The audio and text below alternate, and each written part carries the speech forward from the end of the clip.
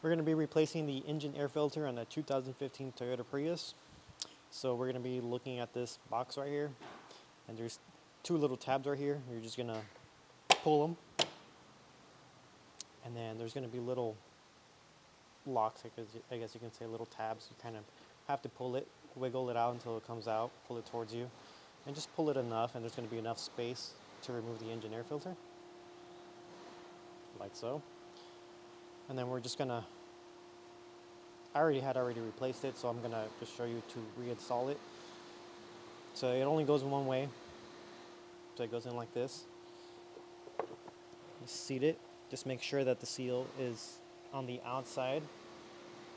And to reinstall it, you kind of have to tilt the box just like that, and it's gonna fit in just like that. Now it's just gonna be pushed down.